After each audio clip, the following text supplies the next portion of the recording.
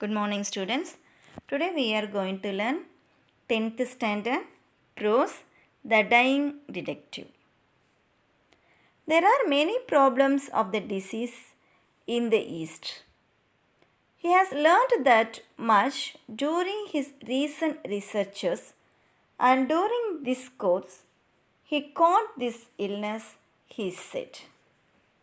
I will bring Dr. Ainsley, then I said, going towards the door.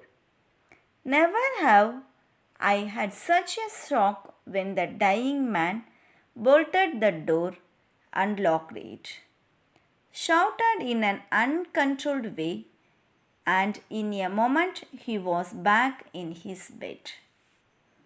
You want to have the key by force from me, Watson.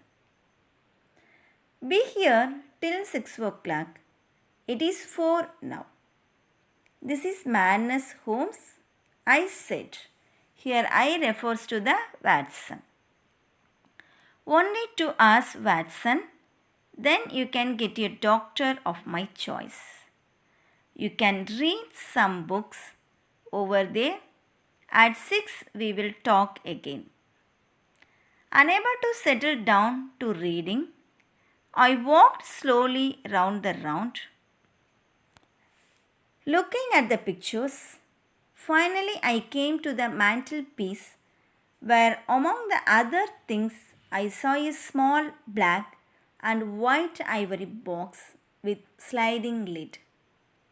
As I held it in my hand to examine it, I heard a dreadful cry. But it down at once, Watson, he said. I had to have my things touched. Sit down, man, and let me have my rest. Then I sat in silent dejection until the stipulated time has passed.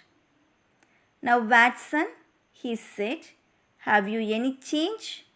Yes, I replied. How many half-crowns? But them in your watch packet and all the rest in your trouser packet. You will light the gas lamp, but it must be half on. You will have the kindness to place some letters and paper on the table within my reach.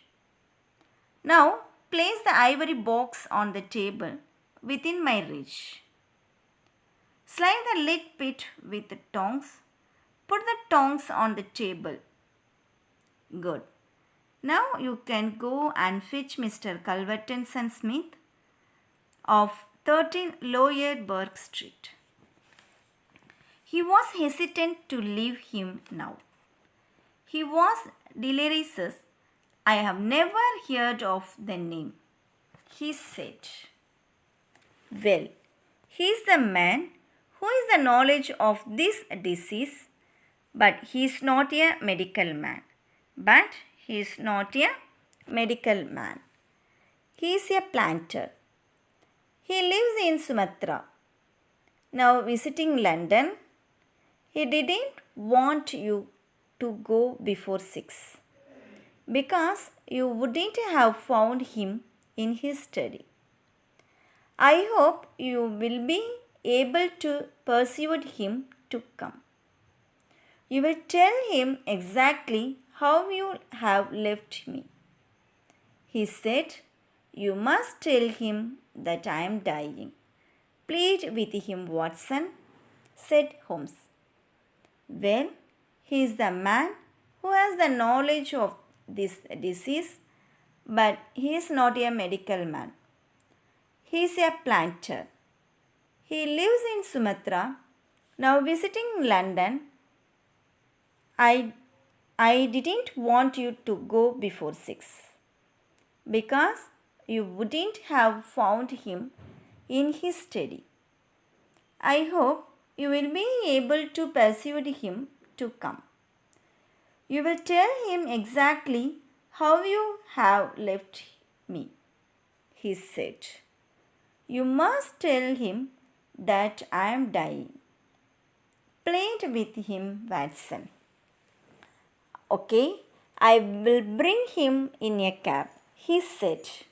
No, you will persuade him to come and return before him. Make any excuse.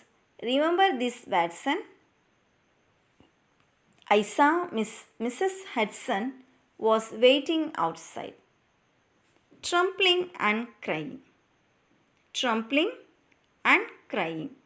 Below, as I waited for the cab, I met Inspector Morton of the Scotland Yard. He was not in his uniform. How is he? Asked Inspector Morton. He is very ill, he answered. Watson answered. I saw Mrs. Hudson was waiting outside, trembling and crying. Watson saw Mrs. Hudson was waiting outside, trembling and crying. Below, as he waited for the cab, he met Inspector Morton of the Scotland Yard. He was not in his uniform. How is he? Asked Inspector Morton. He is very ill, Watson replied. He reached Mrs. Culverton Smith's house. The butler appeared at the doorway. Through the half-open door, he heard a man's voice telling the butler he was not at home. Say so.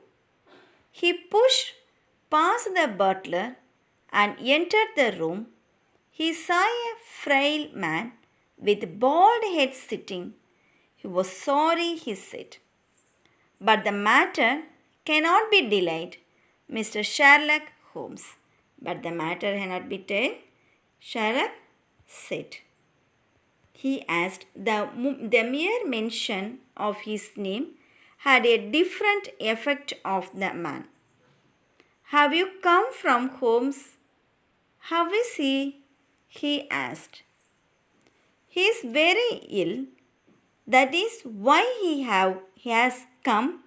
Mr. Holmes has a high opinion of you and thought he was the only man in London who can help him. The little man was startled. Why? He asked. Because of your knowledge of the Eastern disease, he replied. How did he get it? He asked. I told him everything. Watson told him everything. He smiled and agreed to come. Pretending that he had some other appointment, he left him with a sinking heart. He reached Holmes' room. He told him that Mr. Smith was coming. He told him everything. He smiled and agreed to come. Pretending that he has some other appointment, he left him with a sinking heart. He reached Holmes' room. He told him that Mr. Smith was coming. Well done, Watson, he said. You have done everything that a good friend could do. Now you disappear to the next room and don't speak or come here.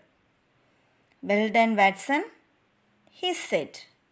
You have done everything that a good friend could do. Now you disappear to the next room and don't speak or come here. I hear the footsteps. I hear the voice say, Holmes, Holmes, can you hear me? Is that you, Mr. Smith? Holmes whispered, You know what is wrong with me? You are the only one in London who can cure him. You are the only one man in London who can cure him. Cure me. Do you know the symptoms? Asked Smith. Only too well, Mr. Smith, and he described the symptoms. Do you know the symptoms? Asked Smith. Only too well, Mr. Smith, and he described the symptoms. They are the same, Holmes. Smith said. Poor Victor was a dead man on the fourth day. A strong and healthy young man. What a coincidence indeed. They are the same, Holmes. Smith said. Poor Victor was a dead man on the fourth day. A strong and healthy young man. What a coincidence indeed. Okay, students, I hope you are all understood this story. I will continue the remaining story to the next video. Thank you.